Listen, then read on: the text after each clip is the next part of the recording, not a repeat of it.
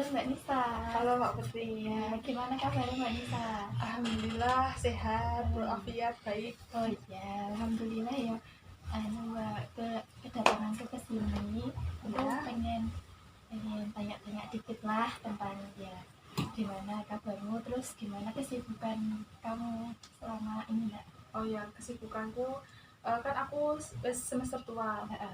Nah, udah semester 9, jadinya ya cuma di rumah, terus ngerjain skripsi, kemudian juga bimbingan sama dosen pembimbingku.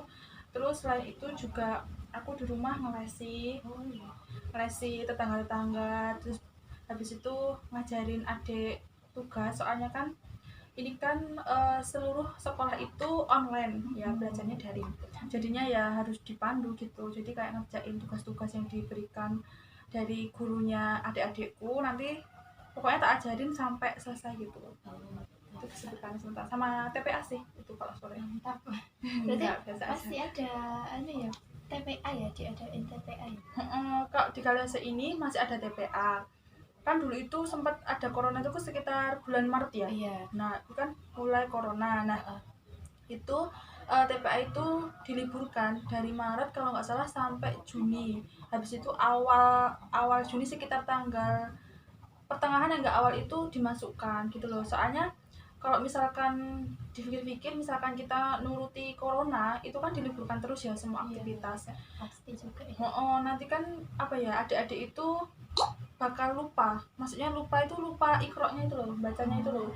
Kan diliburkan Maret sampai Juni aja sudah banyak yang lupa, jadi mau nggak mau tuh ustadz-ustazah di Madin Jaumika itu harus ngulang, maksudnya harus kayak memperkenalkan lagi dari awal gitu sebenarnya, jadi kayak sedih gitu. Iya.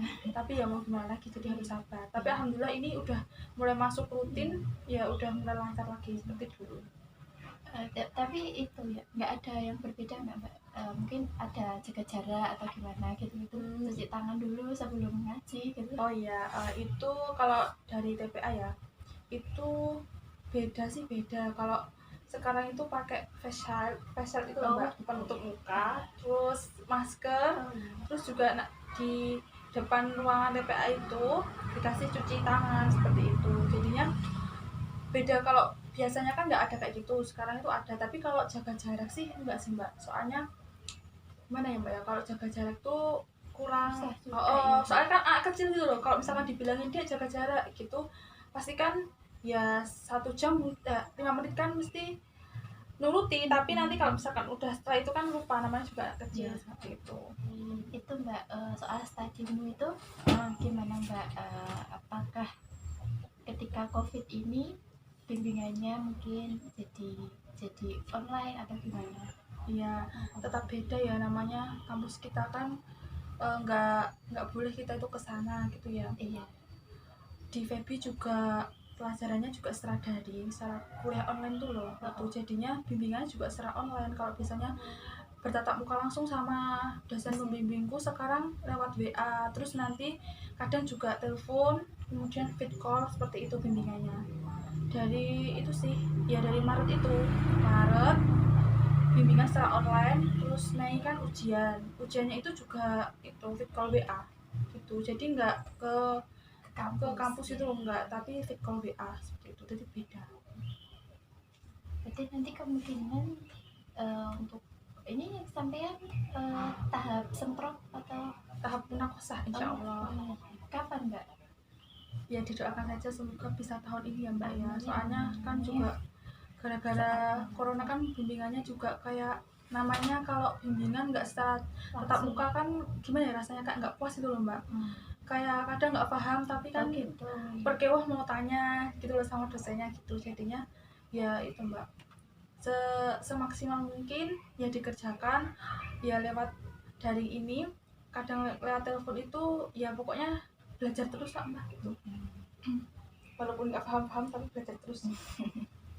Itu nanti kemungkinan ya sudahnya juga online ya Mbak? Kayaknya sih iya Mbak, kan soalnya juga tahu coronanya berakhirnya kapan. Iya, semoga lekas selesai aja ya. Amin. Ya terus kalau di rumah sendiri gimana Mbak? Mungkin dari selama corona ini ada yang beda nggak dari sisi secara ekonomi juga tuh. Nah itu kalau Mbak sendiri di rumah itu gimana sama keluarga? Oh iya. Kalau saya sendiri kan belum kerja ya Mbak ya, jadi ini saya jelasnya ibu saya. Oh iya. Tetap mempengaruhi ya Mbak ya selama corona ini. Terkadang itu ada kayak diliburkan gitu loh Mbak sementara. Ibu ya Mbak anu ya masih penjahit kan ya? Ya, Iya, ibu saya kan penjahit, tapi kan di pabrik. oh gitu ya. Nah, itu kalau misalkan kadang itu kalau misalkan di pabriknya itu sepi itu diliburkan. Nah, tapi kan misalkan dulu sebelum corona itu kan selalu rame ya Mbak ya, Iya. namanya juga pabrik ya, pabrik besar. Jadinya selalu rame, tapi semenjak corona ini ya kadang libur, kadang dipanggil lagi buat masuk gitu. Jadi benar-benar mempengaruhi ekonomi. Soalnya kayak gimana ya Mbak ya? Ekonomi Indonesia kan jadi semakin kayak nyendet gitu loh Mbak, nggak lancar. Terus banyak yang di PHK kan gara-gara ada corona ini, jadinya kan banyak pengangguran. Sebenarnya juga sedih sih Mbak kalau ngelihat keadaan Indonesia sekarang. Kalau misalkan banyak PHK, banyak pengangguran, otomatis kan kayak tindakan kriminal gitu kan juga merajalela. Soalnya kan namanya manusia kan juga punya kebutuhan, tapi kalau di saat dia itu nggak bisa memenuhi kebutuhannya, pasti dia itu melakukan berbagai cara biar bisa memenuhi kebutuhannya itu loh. Makanya juga sedih juga. Mbak sendiri atau ibu Mbak sendiri itu dapat bantuan nggak Mbak Dari atau dari desa? kalau pas corona ini belum Mbak, maksudnya bantuan corona gitu ya Mbak, itu belum. Kalau dari keluarga aku sendiri gitu, tapi kalau dari TPA dapat. Oh gitu. Kalau dari TPA itu dari mana Mbak? Dari apa ya Mbak ya namanya ya, pokoknya itu bantuan COVID-19 gitu ya Mbak, kalau nggak salah sih dari Kemenang. TPA-nya terus Dari dikasihkan ke TPA-nya buat lembaganya, kayak tapi itu Mbak apa pembeliannya untuk apa itu loh Mbak, itu diatur kayak benar-benar harus dipergunakan untuk hal-hal yang berkaitan dengan COVID ya, kayak masker, kayak vitamin untuk kekebalan tubuh, untuk hand sanitizer gitu. Jadi nggak boleh semena-mena buat beli apa ya, itu nggak boleh. Pokoknya misalkan buat beli tikar itu kan nggak ada kaitannya sama kesehatan, jadinya nggak boleh gitu. Jadi ngasih bantuan tapi dalam pembelanjaannya harus hati-hati juga gitu. Itu dari siapa ya Mbak? Kalau nggak salah Kemenang Sragen kalau nggak salah. Kalau enggak ya Kemenang Pusat pokoknya. Terus kalau apa Mbak ya, itu mungkin selain kan biar kita kan juga was-was ya Mbak kalau ada COVID itu. Dan mungkin dari Mbak sendiri mungkin ada usaha buat supaya kita nggak jangan sampai kena. Itu mungkin Mbak ada usaha apa gitu Mbak? Oh, untuk saya sendiri sama keluarga. Oh, berarti khusus ya Mbak itu. Kalau itu biasanya kalau dulu pergi ke Solo atau ke kota-kota gitu loh Mbak, pokoknya ke yang jauh-jauh itu nggak pakai masker ya. Kalau sekarang ya pakai masker, adik-adik, ibuku gitu tak suruh pakai masker pokoknya kalau pergi keluar rumah, entah itu yang deket atau itu yang jauh, itu tetap pakai masker. Itu yang pertama. Terus yang kedua, sebelum masuk ke rumah itu kan itu ada keran kan, itu tak boleh tak suruh cuci tangan dulu supaya sebelum masuk rumah, biar sih kan kita nggak tahu Mbak di luar itu kita ketemu orangnya itu kena COVID atau enggak kan kita nggak tahu. Jadi kan kita harus was-was ya dengan itu, dengan cuci tangan gitu. Terus juga kalau olahraga sih cuma 1 minggu sekali ya Mbak, soalnya kalau pagi itu udah kemurungsul lah Mbak ya masak lah ya nyuci lah, jadi kayak nggak sempet olahraga. Kalau sempet olahraga itu paling waktu minggu itu lari-lari biasa, jalan-jalan biasa sama keluarga kayak gitu, tapi nggak sering dilakukan juga itu. Terus meminimalisir itu loh Mbak, holiday kan biasanya kalau bepergian, kalau bosen gitu kan pengennya kayak liburan kemana gitu, ke Solo atau kemana, ke Karanganyar gitu. Itu di kayak diminimalisir keinginannya gitu loh Mbak. Jadi aku itu dari bulan Maret mungkin itu jarang banget Mbak keluar itu ya pas waktu itu laptopnya rusak terus keluar ke Solo. Tapi selain itu kayaknya aku tuh di rumah terus, jadi bener-bener bosan banget di rumah terus berbulan-bulan nggak pernah keluar juga. Soalnya ya kalau mau keluar pun juga gimana ya Mbak ya, takut lah Mbak, maksudnya takut depan. Soalnya kan katanya berita itu kan orang yang terkena corona sama yang nggak terkena corona itu kan hampir sama, nggak bisa dibedakan gitu loh Mbak. tahu-tahu kena gitu loh mbak. Positif ya. Kan juga takutnya kalau misalkan belalah terkena positif corona nanti kan juga dia mbak kayak disendirikan itu mbak, namanya di apakah sih, Diisolasi. Diisolasi sendiri kan. Ya juga ya bikin sedih lah, nggak ketemu keluarga. Jadi mending di rumah aja gitu. Itu upaya pencegahan dari keluarga aku sih mbak. Terus juga pola makannya juga diatur yang apa ya mbak ya, jangan makan yang sembarangan, maksudnya yang sehat-sehat gitu. Karena ini mereka itu mbak jadi di rumah terus katanya tadi juga ada kesibukan les. Nah itu apakah berkaitan selama apa lesnya udah dari dulu atau baru pas corona ini?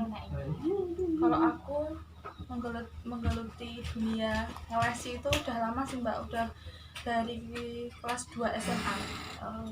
Tapi cuma satu anak. Terus semakin aku kelas 3 SMA terus kuliah itu kan semester 1 itu masih ngelesi ya mbak ya, masih setia banget sama ngelesi sampai sekarang. Ya udah nambah banyak gitu loh mbak. Jadinya itu emang udah dari dulu, bukan karena corona ini. Kalau karena corona ini di rumah terus itu ya itu loh mbak, yang biasanya bisa keluar dengan bebas, bisa holiday sesuka hati kita, jadi nggak bisa itu aja. Tapi kalau ngelesi udah dulu. Terus kalau itu mbak pengaruh nggak mbak, mungkin dulu kan mungkin anak-anaknya masih beberapa, kalau sekarang udah agak banyak. Nah itu kan sekolah anak-anak juga daring, itu apa pengaruh juga ke itu kan, karena daring jadi butuh bimbingan lebih buat kelas itu nambah. Iya, mempengaruhi sih mbak.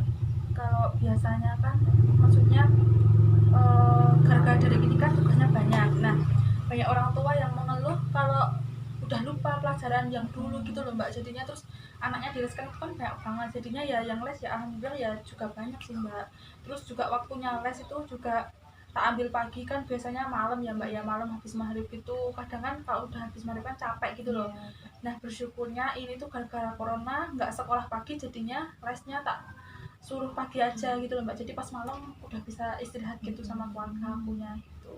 Nah terakhir nih mbak, kalau untuk harapan mbak sendiri untuk keadaan saat ini itu seperti apa? Terserah mbak, mungkin ada hal yang paling meresahkan bagi mbak, mbak mau ngasih saran atau harapan kayak gini. Kalau aku menyorotnya dari dunia pendidikan ya mbak ya, soalnya aku tuh melihat anak-anak itu gara-gara daring online di rumah ini tuh malah bosan kalau menurutku. Iya dapat tugas daring, tapi kenyataannya tuh yang ngerjain tuh malah orang tua, mbak-mbak les kayak gitu. Jadi kalau menurutku malahan anak itu nggak dapat ilmu, jadi malah nggak tahu tentang pelajaran dia itu tentang apa itu juga nggak tahu. Dan kadang pun juga kan guru itu kan sifatnya beda-beda. Kadang ada guru yang apa ya mbak ya, kayak ngasih tugas itu cuma ngasih tugas gitu loh mbak, misalkan rangkum gitu loh, itu tuh tugas atau apa sih kok ngerangkum terus dekat awal pertemuan, kalau enggak belum dijelasin tapi udah dikerjakan latihan halaman berapa gitu loh mbak. Itu kan kayak ngasih tugas tapi nggak dijelasin dulu gitu loh mbak.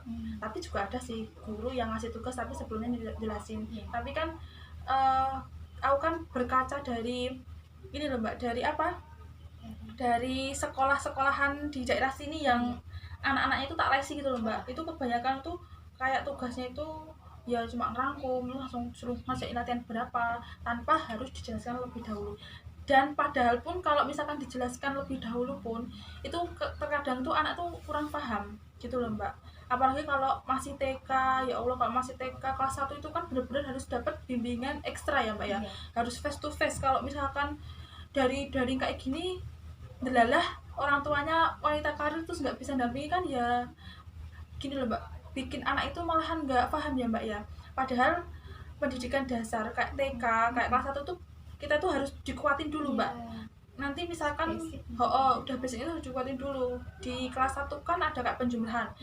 Kalau misalkan lewat daring nggak ada pendampingan ekstra dari guru sekolahan, jadinya penjumlahannya kan lemah ya mbak ya. Nanti kan kelas 3, 4 itu kan jadi nggak bisa mengikuti mbak. Jadi sebenarnya dari ini tuh juga akan memiliki pengaruh untuk jenjang sekolahnya yang akan datang gitu loh mbak. Kalau menurutku ini soalnya dari kuduniku kan bertahap ya mbak ya.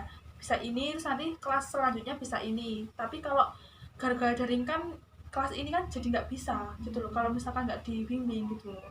Kadang kan juga orang tuanya sibuk nyari butuh ya mbak, nyari rezeki gitu loh mbak, jadinya kan anak ya kadang ada yang dibiarkan gitu. Ya ada sih mbak, ya ada yang dileskan, ada yang apa namanya diajari nanti malam, tapi kan ya beda-beda mbak, kadang anak juga ada yang ngeyel gitu loh mbak. Jadi aku pengen banget bisa segera masuk sekolah, ya walaupun sebentar-sebentar tetap masuk lah mbak, biar anak itu nggak bosan di rumah.